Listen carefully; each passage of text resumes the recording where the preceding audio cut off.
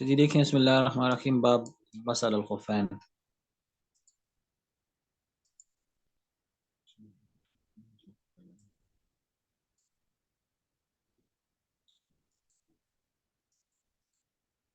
عرض شریح ابن حانی سے مروی ہے کہ میں نے پوچھا علی ابن طالب سے مسح ان ہو المسل الخفین، مسح خفین کے بارے میں نے پوچھا تو انہوں نے فرمایا کہ جعل رسول اللہ صلی اللہ علیہ وسلم ثلاثۃ ایام ولیالیہن وللمسافر یوما ولیلتین، کہ اللہ کے رسول نے مقیم کے لیے 3 راتیں اور 3 دن، اور مسافر کے لیے 3 دن اور 3 راتیں مقرر کی ہیں، اور مقیم کے لیے 1 دن اور 1 رات اس کی مدت مقرر کی ہے۔ تو مسال الخفین، یہ کئی صحابہ سے یہ حدیث اس کے بارے میں مروی ہے، یہ حکم مروی ہے۔ بعض راویوں کو اگر جمع کیا جائے تو تقریباً 80 تک صحابہ پہنچتے ہیں جن سے مسال الخفین کی روایتیں مروی ہے، جس میں عشرہ مبشرہ بھی شامل ہیں۔ حسن بصری رحمہ اللہ فرماتے ہیں کہ 70 سے زیادہ صحابہ ایسے ہیں جن سے میں نے ملاقات کی ہے جو موضوع پر مسال الخفین کے قائل تھے۔ اور حضرت علامہ ابن عبد البر رحمہ اللہ فرماتے ہیں کہ مسئلہ جو مسل الخفین کا مسئلہ ہے اس میں کسی بھی صالحین کا کوئی اختلاف نہیں ہے، صرف شیعہ ہے جو اس کا اختلاف کرتے ہیں۔ امام ابو حنیفہ رحمہ اللہ فرماتے ہیں کہ مسل الخفین کی جو مسئلہ ہے تو وہ سورج سے بھی زیادہ واضح ہے۔ ٹھیک ہے، مطلب یہ کہ سورج کے طلوع و غروب ہونے کے اندر تو کوئی اختلاف ہو سکتا ہے لیکن اس میں کوئی اختلاف نہیں ہے۔ اور وہ فرماتے ہیں کہ اہل سنت والجماعت کی 3 نشانیاں ہیں۔ ایک تو یہ افضلیت الشیخین، حضرت ابوبکر اور حضرت عمر رضی اللہ عنہ کی افضلیت کے قائل ہیں، افضلیت الشیخین۔ وحب الحتانین، اور 2 دامادوں کے ساتھ محبت کرنا، حضرت علی اور حضرت عثمان رضی اللہ عنہ کے ساتھ محبت کرنا۔ و مسل الخفین، اور مسل الخفین کے قائل ہونا، یہ ان کی علامت ہے۔ بہرحال یہ مسئلہ ثابت ہے، مسل الخفین جائز ہے، تمام فقہاء کے نزدیک، تمام اہل سنت والجماعت کے نزدیک جائز ہے۔ اختلاف اس بات کے اندر ہے کہ مسل الخفین جو ہے تو موضوع کے اوپر مسح کتنے وقت تک کیا جا سکتا ہے، موقت ہے یہ مسئلہ یا غیر موقت ہے۔ مطلب یہ کہ اگر کوئی مسح موضوع کے اوپر مسح کرنا چاہے تو وہ بلا تعین جب تک چاہے وہ کر سکتا ہے، یا اس کے لیے کوئی وقت مقرر ہے؟ تو جو امام مالک رحمہ اللہ تو فرماتے ہیں اس کے لیے کوئی وقت مقرر نہیں ہے، بس اگر مسح خفین پہن لیے تو اس کے اوپر 2 دن، 3 دن، 4 دن، 5 دن، ہفتہ 10 دن تک بھی مسح کر سکتا ہے۔ ٹھیک ہے، مسافر اور مقیم کا اس میں کوئی فرق نہیں کرتے وہ۔ اور جمہور علماء وہ اس کے قائل نہیں ہے، وہ فرماتے ہیں کہ نہیں، مقیم کے لیے 1 دن اور 1 رات، مسافر کے لیے 3 دن اور 3 رات۔ امام مالک رحمہ اللہ وہ استدلال کرتے ہیں ابو داؤد شریف کی روایت سے کہ وہاں پر حضرت خزیمہ رضی اللہ عنہ کی روایت موجود ہے، اور وہاں پر الفاظی ہیں، آگے بھی حدیث آئے گی کہ لوستزدنا لزادنا، کہ اگر اللہ کے رسول سے ہم زیادتی کو طلب کرتے اللہ کے رسول ہمیں اور بھی اضافہ فرما دیتے۔ تو وہ اس سے استدلال کرتے ہیں۔ اور دوسرا، ایک صحابی نے پوچھا اللہ کے رسول سے کہ میں مسل الخفین کروں، تو اللہ کے رسول نے فرمایا ہاں کرو تم، تو فرمایا 1 دن، فرمایا 1 دن کرو، فرمایا 2 دن، کہا 2 دن کر سکتے ہو، 3 دن بھی کر سکتے ہو، وما شئتا، اور جتنا تم چاہو تو کر سکتے ہو۔ یا سے امام مالک رحمہ اللہ استدلال کرتے ہیں اس بات کے اوپر کہ مسل الخفین کے لیے کوئی وقت مقرر نہیں ہے۔ جمہور علماء کے کافی زیادہ دلائل ہیں۔ ایک تو یہ حدیث ہے جو شریح ابن حادی کی ہے، یہ والی حدیث دلیل ہے اس کی کہ اللہ کے رسول نے فرمایا کہ مسافر کے لیے 3 دن 3 راتیں اور مقیم کے لیے 1 دن اور 1 رات یہ مقرر ہے۔ اور آگے بھی حدیث آ رہی ہیں، وہ اسی وقت جگہ پہ پڑھیں گے جہاں تک امام مالک رحمہ اللہ کی حدیث کا جواب ہے۔ تو اس میں روایت ہے کہ اگر ہم زیادتی کو طلب کرتے تو اللہ کے رسول زیادہ کرتے، لیکن زیادتی کو طلب نہیں کیا گیا تو زیادہ نہیں کیا گیا، سمجھ گئے۔ اور دوسرا، جو صحابی نے کہا کہ اللہ کے رسول، وہ صحابی کا قول کہ اللہ کے رسول نے ہمیں اس طرح جو تو فرمایا کہ وما شئت، جب تک تم چاہو کر سکتے ہو، تو وہ موقوف حدیث ہے، اور اس کے مقابلے میں مرفوع حدیث موجود ہیں۔ تو موقوف حدیث کے مقابلے میں مرفوع حدیث وہ زیادہ حجت والی ہوتی ہے۔ ٹھیک ہے، اس لیے وہ کیا ہے، اسی حدیث کو لیا جائے گا جو اکثر صحابہ سے مروی ہے۔ اچھا، تو جمہور علماء ان کا یہی قول ہے کہ بھائی 3 دن مقیم کے لیے اور 3 راتیں، اور مسافر کے لیے 1 دن اور 1 رات۔ اور اس کا طریقہ کیا ہوتا ہے؟ طریقہ اس کا سمپل ہی ہے کہ جس وقت آپ نے پاؤں دھو لیے، ٹھیک ہے، وضو آپ نے کر لیا بالفرض، پاؤں آپ نے دھو لیے عصر کو، ٹھیک ہے، لیکن آپ کا وضو برقرار ہے، تو ابھی جس وقت آپ نے پاؤں دھو لیے اور موزے پہن لیے تو اس وقت سے وقت شروع نہیں ہوگا، سمجھا گئی بات؟ اب عصر کے وقت آپ نے وضو کر لیا، پاؤں دھو لیے، لیکن آپ کا وضو برقرار ہے، وضو جا کے آپ کا ٹوٹا کب؟ مغرب کو یا عشاء کو، تو جس وقت سے وضو ٹوٹ جائے گا اس وقت سے مدت شروع ہو جائے گی، جس وقت آپ نے پہنے وہ جو ہے تو کاؤنٹ نہیں کیا جائے گا اس کے اندر، ٹھیک ہے۔ اچھا، آگے ان عروہ،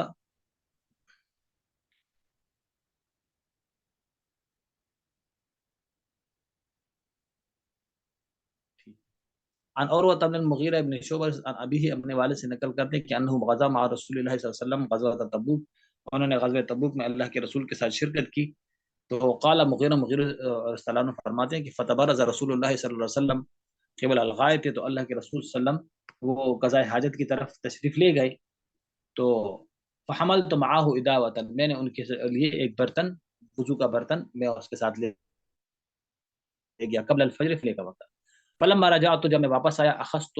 احریق علی یدیہ من الاداوۃ، تو میں نے ہاتھوں کے اوپر پانی ڈالنا شروع کیا، فغسل کفیہ ووجهه وعلیہ جبۃ من صوف ذهب يحسر عن ذراعیہ فذاق کم الجبۃ، تو اللہ کے رسول نے ایک جبہ پہنا تھا اون کا، تو اللہ کے رسول اس سے ذراعین کو نکالنے لگے تو وہ تنگ تھا، فاخرج یدیہ من تحت الجبۃ، تو انہوں نے جبہ کے نیچے سے اپنے ہاتھ کو نکالا، والقى الجبۃ علی منکبیہ، اور اپنا جبہ اپنے کندھوں کے اوپر ڈال دیا، وغسل ذراعیہ، اپنے ذراعین کو دھویا، ومسح بناصیتہ، اپنے پیشانی کے بقدر مسح کیا، وعلی الامامہ، اور پگڑی کے اوپر، پگڑی کے اوپر کا مطلب کیا کہ اپنے انہوں نے پیشانی کے اوپر، پیشانی کی مقدار اس کے اوپر مسح کیا، ٹھیک ہے، پگڑی کے نیچے سے ہاتھ گزار کے، ٹھیک ہے، یہ معنی ہے، وہ اعلیٰ خفیہ، اور اپنے خفین کے اوپر، ثم رکب ورکبت، تو پھر ہم دونوں سوار ہو گئے، فانتہینا الی القوم، ہم قوم کے پاس پہنچے، قد قاموا فی الصلاۃ یصلی بهم عبد الرحمن بن عوف، تو قوم نے نماز شروع کر لی تھی اور ان کو نماز پڑھا رہے تھے عبد الرحمن ابن عوف، فقد رکع بهم رکعۃ، تو انہوں نے ایک رکوع، ایک رکعت انہوں نے پڑھ لی تھی، فلما حس بالنبی صلی اللہ علیہ وسلم ذهب يتأخر، تو جب انہوں نے محسوس کیا کہ اللہ کے رسول تشریف لے آئے ہیں تو ذهب يتأخر، تو وہ پیچھے ہٹنے لگے، فاوما الیہ، تو اللہ کے رسول نے ان کو اشارہ کیا کہ تم نماز پڑھاؤ، فذهب فصلى بهم، فلما سلم قام النبي صلی اللہ علیہ وسلم وقمت فركعنا الركعة التي سبقتنا، تو میں اور اللہ کے رسول کھڑے ہو گئے، ہم سے ایک رکعت رہ گئی تھی تو ہم نے ایک رکعت کو مکمل کیا، مزہ کی بات۔ تو اب یہاں پر جو ہے تو ایک تو اشارہ ہے اس بات کی طرف کہ صحابہ کو اللہ کے رسول سے اتنی محبت تھی کہ اللہ کے رسول کی ایک ایک انہوں نے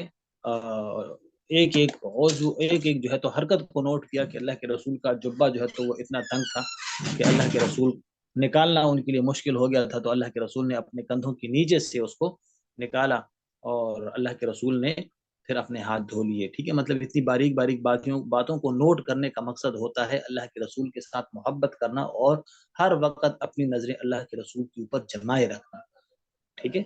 یہ کیا تھا؟ یہ ان کا اللہ کے رسول کے ساتھ عشق تھا۔ تو یہاں پر جو فرمایا کہ پگڑی کے اوپر مسح کیا، تو پگڑی کے اوپر مسح کرنے کا مطلب یہ ہے کہ پگڑی کے نیچے سے ہاتھ گزارا یا مسح کرنے کے بعد اپنی پگڑی کو درست کیا، یہ معنی ہوگا، ٹھیک ہے۔ اچھا، حضرت ابو بکر رضی اللہ تعالی عنہ سے مروی ہے، نقل کرتے ہیں نبی کریم صلی اللہ علیہ وآلہ وسلم سے انہ رخص للمسافر، کہ اللہ کے رسول نے رخصت دی ہے مسافر کے لیے 3 دن اور 3 راتیں، اور مقیم کے لیے یومن و لیلتن، ایک دن اور ایک رات، اذا تطہر، جب وہ پاک ہو، یعنی کہ پاکی کی حالت میں انہوں نے پہنا، اذا تطہر فلبس خفیہ ان یمسح علیہما، کہ وہ اس پر مسح کر سکتے ہیں، راہ الاسرم فی سننہ وابن خزیمہ ودارقطنی، وقال خطابی هذا حدیث صحیح والاسناد هكذا في المنتقى،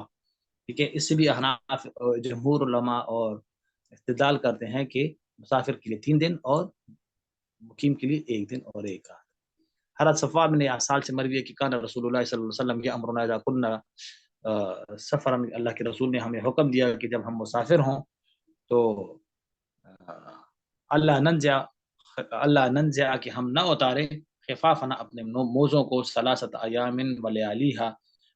3 دن اور 3 راتوں تک، الا من جنابت، ہاں مگر جنابت ہو تو پھر اس وقت موزوں کو اتارنا پڑے گا، کیونکہ جنابت کے اندر تو پھر پاؤں دھونے پڑیں گے، مسح سے جو ہے تو وہ جنابت نہیں اترے گی، ٹھیک ہے۔ لیکن من غائط و بول اور نوم، ہاں قضاء حاجت کر لیا، نیند سے اٹھ گیا تو پھر اتارنے کی ضرورت نہیں ہے، پھر اسی کے اوپر مسح کر لے۔ حضرت مغیرہ ابن شعبہ رضی اللہ عنہ سے مروی قال وضعت النبی صلی اللہ علیہ وسلم فی غزوۃ تبوک، کہ میں نے رسول اللہ صلی اللہ علیہ وسلم کے لیے غزوہ تبوک کے موقع پر اللہ کے رسول کو وضو کرائی، نہیں کہ ان کے لیے پانی ڈالا، تو فمسح اعلی الخف واسفل، تو اللہ کے رسول نے موزوں کے اوپر سے اللہ کے رسول نے موزوں کے نیچے سے اور موزوں کے اوپر سے مسح کیا، اعلی الخف اوپر سے اور اسفل نیچے سے مسح کیا۔ رواه ابو داود والترمذي وابن ماجه وقال الترمذي هذا حديث معمول، سألت ابا زرعة محمدا البخاري هذا الحديث فقال ليس بصحيح وقذا ضعفه ابو داود۔ اس کو ایک تو بس معلوم ہو گیا کہ ضعیف حدیث ہے، اور امام بخاری رحمہ اللہ نے بھی اس کو درست نہیں فرمایا۔ اختلاف اس بات کے اندر ہے کہ موزے کے نیچے سے مسح کرنا پڑے گا یا نہیں کرنا پڑے گا، اس پر سب کا اتفاق ہے کہ موزے کے نیچے سے اگر مسح جو ہے تو وہ کسی نے کر لیا تو وضو نہیں ہوگا، نماز نہیں ہوگی، سب کا اس کے اوپر اتفاق ہے کہ اگر مسح کرنا ہوگا تو موضوع کے اوپر سے مسح کرنا ہوگا، نچلے حصے سے مسح نہیں کرنا ہوگا۔ سمجھا گئی بات؟ یہ کیا ہے، اس پر سب کا اتفاق ہے۔ جہاں تک یہ حدیث ہے تو یہ حدیث کیا ہے، یہ حدیث ضعیف ہے۔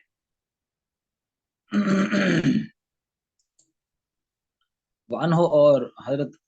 مغیرہ ابن شعبہ سے مروی قال رأیت النبی صلی اللہ علیہ وسلم یمسح علی الخفین علی ظاہرہما، رواہ الترمذی و ابو داؤد، کہ اللہ کے رسول موزوں کے اوپر سے مسح کرتے تھے۔ اس حدیث کو نقل کیا امام داؤد رحمہ اللہ نے۔ ہر مغیرہ بن شعبہ رضی اللہ تعالی عنہ سے مروی ہے کہ اللہ کے رسول نے وضو کیا ومسح علی الجوربین والنعلین، رواہ احمد و ترمذی و ابو داؤد و ابن ماجہ، اللہ کے رسول نے مسح کیا جوربین کے اوپر، والنعلین، ٹھیک ہے، جو نعلین کے ساتھ، یا پر وہ بمانا معا کی ہوگا، آپ لوگوں نے مفعول معاہو پڑھا ہے نا، جال برد والجبات، تو یہ وہاں پر یہ وہ معاہو کے معنی میں ہے۔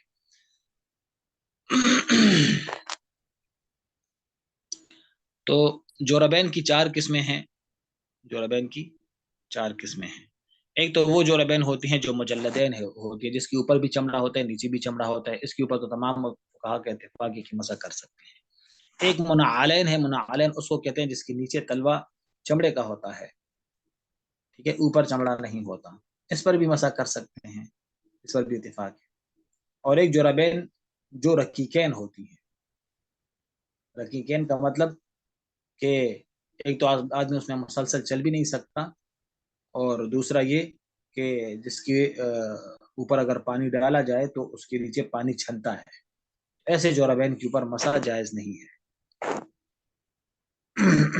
اور دوسرا جوربین جو نہ منعلین ہو اور نہ جو ہے تو مجلدین ہو، یعنی اس کے نیچے سے بھی چمڑا نہیں ہے، اوپر سے بھی چمڑا نہیں ہے، اور لیکن وہ سخینین ہیں، سخینین موٹے ہیں، اس میں اختلاف ہے، اس پر مسح جائز ہے کہ جائز نہیں ہے، لیکن سخینین کے اندر اگر 4 شرائط پائی جائیں تو پھر اس کے اندر اس کے اوپر بھی مسح کر سکتے ہیں، کہ وہ اتنا موٹے ہوں کہ بغیر جوتوں کے اس میں 3 میل تک چلنا آسان ہو، 3 میل تک آدمی چل سکے، اور دوسرا یہ کہ ٹخنوں تک وہ انہوں نے پاؤں کو چھپایا ہوا، ٹخنے بھی چھپے ہوئے ہیں، اور تیسری شرط یہ کہ اگر پانی کے اوپر پاؤں رکھ دے، پانی کے اوپر پاؤں رکھ دے تو پانی اس میں جذب نہ ہوتا، ٹھیک ہے، اور چوتھی شرط یہ ہے کہ اس کو بغیر کسی ربڑ وغیرہ اس کے اندر نہ ہو، خود اپنے زور کے ساتھ وہ ٹکی ہوئی ہو۔ سمجھا گئی بات؟ چوتھی شرط کیا ہے؟ مطلب یہ کہ اگر آپ اس موزے کو عام جرابے کھڑے کرو نا تو اوپر سے وہ گر جاتے ہیں، ٹیڑھے ہو جاتے ہیں، تو شرط یہ کہ وہ کھڑی رہیں، وہ گرے نہ، ٹھیک ہے، ایک شرط یہ ہے۔ آج کل یہ چائنا موزے نکلے ہیں، اگر آپ لوگوں نے دیکھے ان کے اوپر مسا درست نہیں ہے. اچھا ہمارا تردد تھا کافی حد تک، ٹھیک ہے، شروع میں جب وہ نکلے تھے تو کافی حد تک ہم نے کہا کہ اس کے اوپر مسا کر سکتے ہیں، لیکن بس اطمینان نہیں ہو رہا، لہذا اس کے اوپر مسا نہ کیا جائے. کچھ موزے نکلے ہیں واٹر پروف موزے، ٹھیک ہے، جو اتنے موٹے ہوتے ہیں، اور دوسرا یہ کہ اس میں پانی بھی جذب نہیں ہوتا، اور اس میں مسا وہ 3 میل تک اس میں چلا بھی جا سکتا ہے، تو اس کے اوپر مسا کر سکتے ہیں. لیکن یہ جو غیر مقلدین، ٹھیک ہے، غیر مقلدین، یہ جو انہوں نے جو ہے تو بس وہ چھوٹے چھوٹے جرابوں کے اوپر بھی مسا شروع کر دیا، تو یہ بالکل کیا ہے، باطل ہے. اس کے اوپر مسا نہیں ہوتا، اور نہ جو ہے تو پھر ان پر نماز ہوتی ہے. ٹھیک ہے، ایسے لوگوں سے بچا رہا کریں، ٹھیک ہے، جو پوری امت سے کٹ کے جو ہے تو اپنے لیے الگ راستہ بناتے ہیں، تو ان کے اوپر مسا نہیں ہوتا. اچھا فصل ثالث، حضرت مغیرہ ابن شعبہ رضی اللہ تعالیٰ عنہ سے مروی ہے کہ مسخ رسول اللہ صلی اللہ علیہ وسلم علی الخفین فقلت یا رسول اللہ نسیت قال بل انت نسیت بهذا امرني ربي عز وجل، رواه احمد و ابو داؤد. مغیرہ ابن شعبہ سے مروی کہ اللہ کے رسول نے موضوع کے اوپر مسح کیا، تو میں نے عرض کیا کہ اللہ کے رسول میرا خیال ہے آپ بھول گئے ہیں، تو اللہ کے رسول نے فرمایا تم بھولے ہو گے، مجھے اس کے اوپر اللہ تعالیٰ نے مجھے حکم دیا ہے اس کے اوپر مسح کرنا. تو یہ چونکہ طریقہ درست نہیں تھا، ٹھیک ہے، جس کو فارمل طریقہ نہیں تھا اللہ کے رسول سے اس طرح بات کرنا، تو اس لیے اللہ کے رسول نے بھی تھوڑا سا ڈانٹا ان کو، بل انت نسیتا، ٹھیک ہے، لہٰذا امرنی ربی، یہ تو مجھے میرے رب نے حکم دیا ہے. حضرت علی رضی اللہ عنہ سے مروی قال لو كان الدين بالرأي لكان اسفل الخف اولى بالمسح من اعلاه. اگر دین میں اپنی کھوپڑی چلتی اور اپنے رائے کے مطابق مسئلہ وہ عمل کرنا ہوتا، تو پھر نیچے سے مسح کرنا زیادہ بہتر ہوتا اوپر سے. لیکن قد رأيت رسول اللہ صلی اللہ علیہ وسلم يمسح على ظاهر خفيه رواه ابو داود والترمذي معناه. لیکن میں نے دیکھا کہ اللہ کے رسول ظاہر خفین پر مسح کرتے تھے، تو بس ہم تو دین تو نقل پہ ہیں، تو ہم بھی ظاہر خفین کے اوپر مسح کرتے ہیں. ٹھیک ہے، چلے آگے باب تیمم ہے، تو وہ پھر انشاءاللہ کل پڑھتے ہیں. ٹھیک ہے، یہاں تک بس کرتے ہیں، باقی انشاءاللہ. السلام علیکم.